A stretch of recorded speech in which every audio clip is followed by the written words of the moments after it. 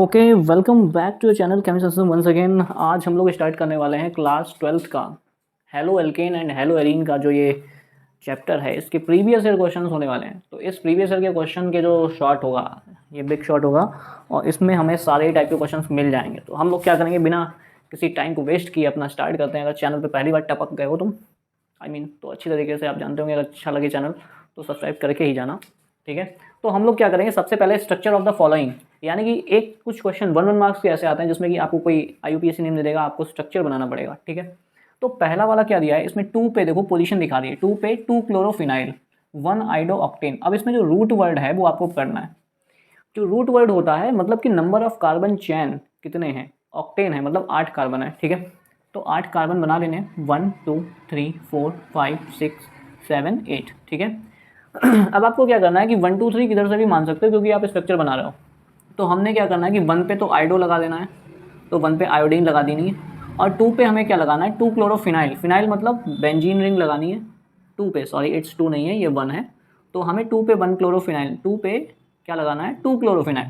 तो इसमें जो जिस कार्बन से ये जुड़ी होती है बेंजीन रिंग, उस कार्बन को 1 मानते हैं और उससे नेक्स्ट वाले को हम क्या मानते हैं, 2 मानते हैं। तो यहाँ भी 2 मान सकते हो, यहाँ भी 2 मान सकते हो। तो ये हो जाएगा हमारा 2 क्लोरोफिनाइल, ठीक है।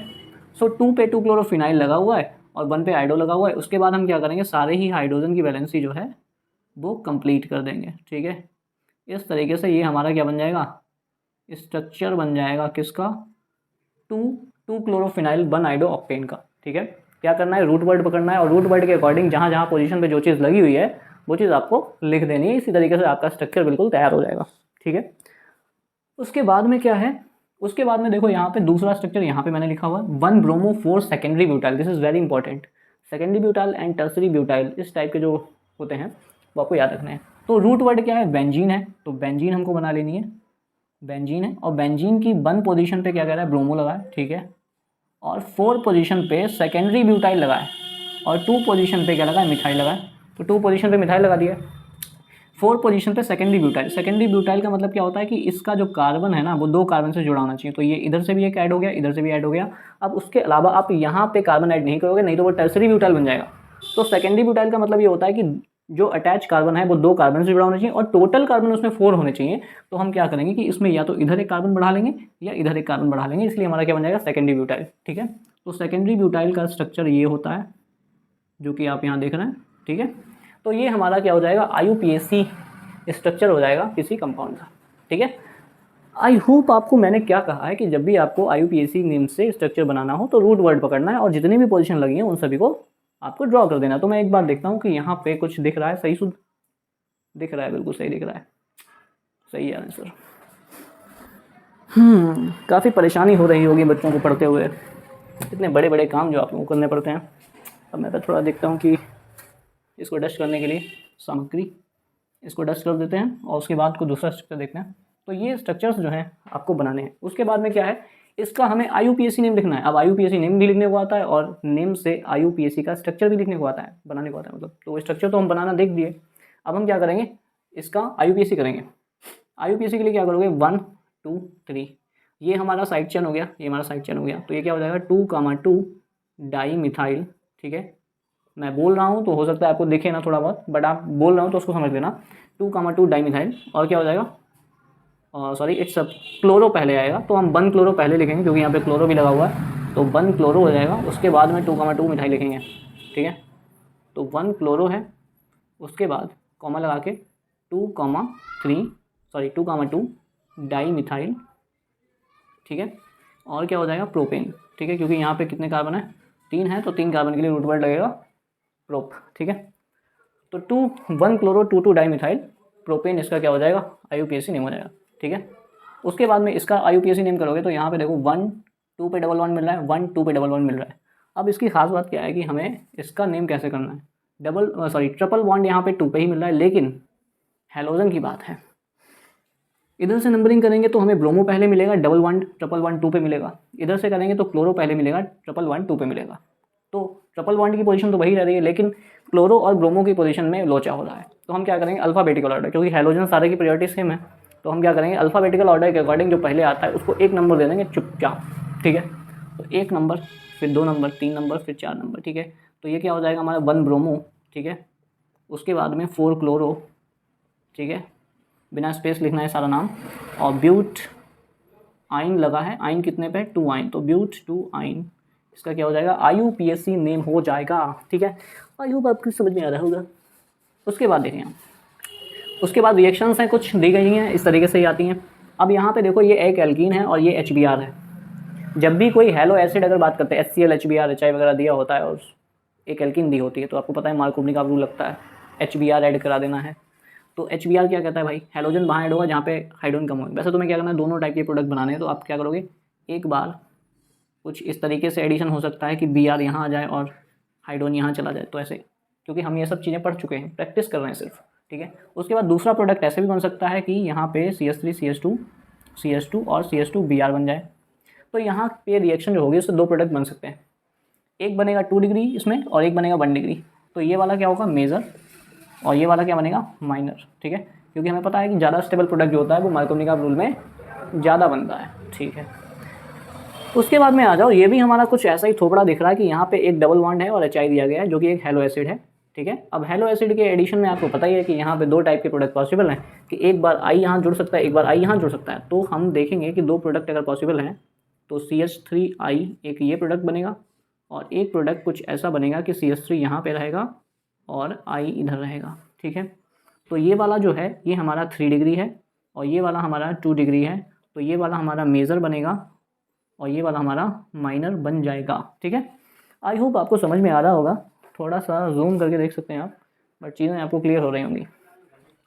उसके बाद क्या कह रहा है कि उसके बाद जो नेक्स्ट है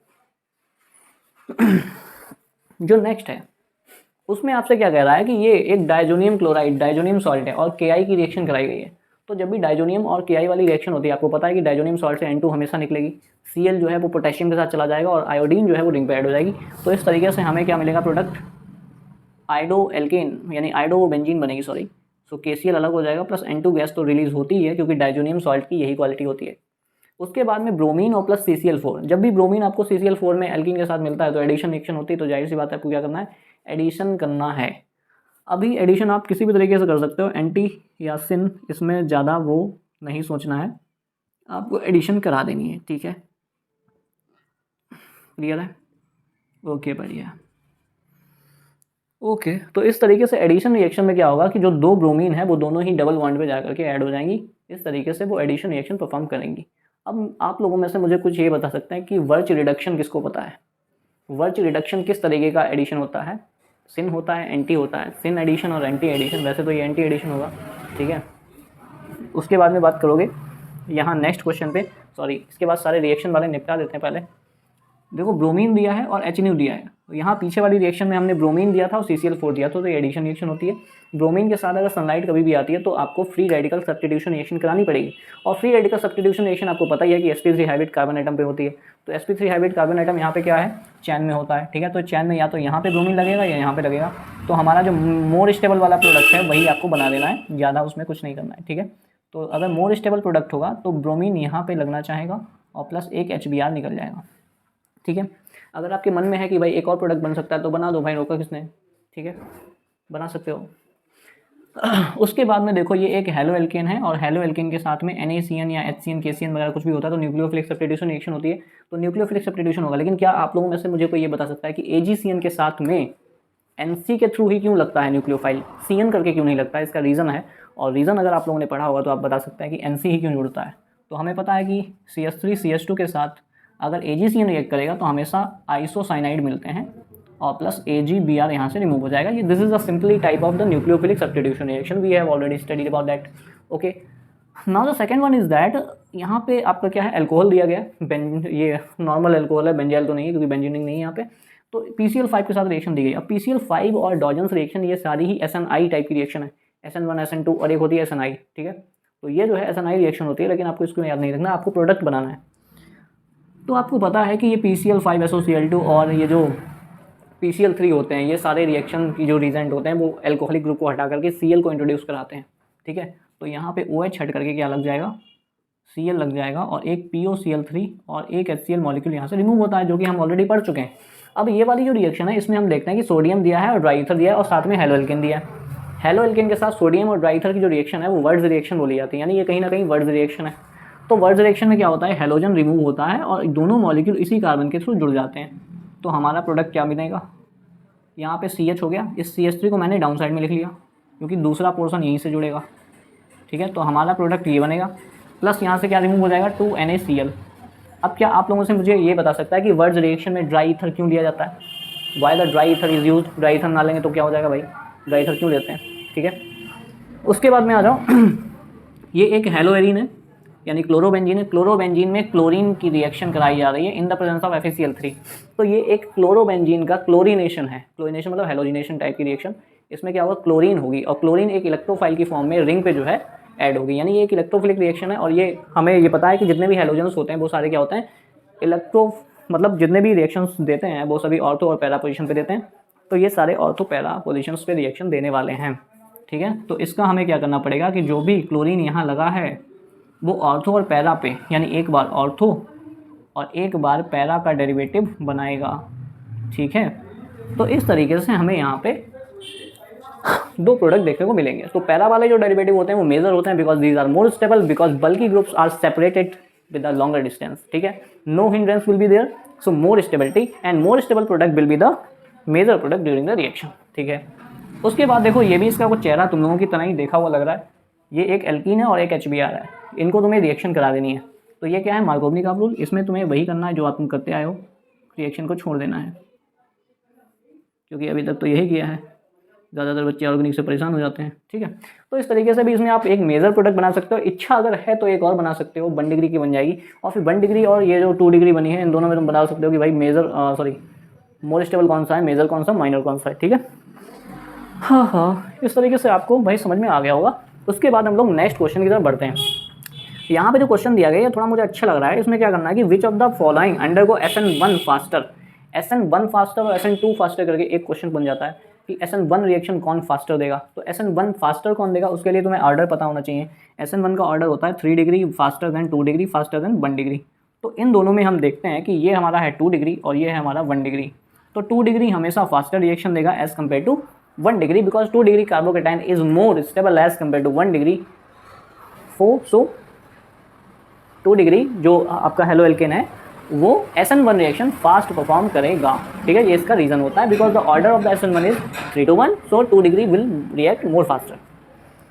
ऐसे ही इन दोनों में से कौन फास्टर करेगा ये पूछा था, ऐसे ही इन दोनों में से कौन फास्टर करेगा ये पूछा है। और इन दोनों में से आपको बताना है खुद कि इन दोनों में से SN1 रिएक्शन कौन फास्टर परफॉर्म करेगा, कौन पहले दे देगा, ठीक है। उसके बाद में सेकंड क्वेश्चन भी सेम है कि which one of the following perform SN2 reaction more faster.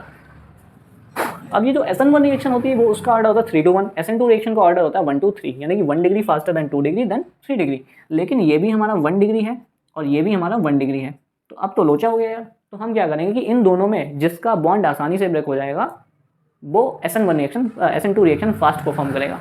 तो हमने ये देखा कि जो CH3I के बीच जो बॉन्ड लेंथ होती है वो ज़्यादा होती है। Due to the longer bond length it will have the less bond dissociation enthalpy, so it perform the SN2 reaction faster than CH3Cl, ठीक है। ये इसका रीज़न हो जाएगा बिकॉज बॉन्ड एंथैल्पी इसकी क्या होती है, कम होती है, तो बॉन्ड आसानी से टूट जाएगा। बॉन्ड जितना आसानी से टूटेगा रिएक्शन इतनी फास्ट होगी। उसके बाद में रीज़न बेस्ड क्वेश्चन है, इसमें आपको रीज़न बताना है, बकवास नहीं बतानी है, यानी कि टू द पॉइंट बात करनी होती है इसमें, ठीक है। इसमें क्या कह रहा है, alkyl halides are polar but immiscible in water. जितने भी एल्काइल हैलाइड्स होते हैं उनमें इलेक्ट्रोनेगेटिव और इलेक्ट्रोपॉजिटिव टर्मिनल्स होते हैं, पोलर होते हैं, लेकिन ये इमिजिबल होते हैं वाटर में, मतलब थोड़ा बहुत सॉल्युबल होंगे लेकिन ज़्यादा सॉल्युबल नहीं होंगे। क्यों, बिकॉज जितने भी हेलो एल्केन्स होते हैं उन सभी में लॉन्गेस्ट कार्बन चैन, एक कार्बन चैन होती है। ये कार्बन चैन हाइड्रोफोबिक होती है नेचर में, हाइड्रोफोबिक होने की वजह से ये वाटर में इंसॉल्युबल होते हैं। जैसे जैसे हेलो एल्केन्स में कार्बन बढ़ते जाएंगे वैसे वैसे इसकी सॉल्युबिलिटी जो है कम होती जाएगी। आई होप आप इस चीज़ को समझ रहे होंगे बहुत अच्छी तरीके से, ठीक है। उसके बाद में क्या है, ये तो क्वेश्चन हो गया, दूसरा वाला करा दिया, पहला छूट गया है। पहले वाले में क्या कह रहा है कि carbon chlorine bond in chlorobenzene is shorter than carbon chlorine bond in CH3Cl। वो ये कह रहा है कि आपके पास ना क्लोरोबेंजीन है, क्लोरोबेंजीन तो हमें पता ही है कैसी होती है, ये ऐसी होती है, और ये जो है इनके बीच जो बॉन्ड है मिथाइल क्लोराइड या क्लोरोमीथेन कह सकते हो, इनके बीच जो बॉन्ड है ये बड़ा है, जबकि इनके बीच जो बॉन्ड है वो छोटा है। यहाँ कार्बन और क्लोरीन बॉन्ड छोटा है, यहाँ कार्बन क्लोरीन बॉन्ड बड़ा है। क्यों, बिकॉज हम ये लिखेंगे In chlorobenzene, carbon is sp2 hybridized and it having the partial double bond character between the carbon and chlorine. But in case of chloromethane, there is no double bond character between the carbon and chlorine and it having the more bond length than chlorobenzene. ठीक है, इसीलिए bond length बढ़ जाती है, single bond की bond length ज़्यादा होती है, डबल बॉन्ड की बॉन्ड लेंथ कम होती है भैया। ठीक है, तो यही रीज़न रहेगा पार्शियल डबल बॉन्ड कैरेक्टर।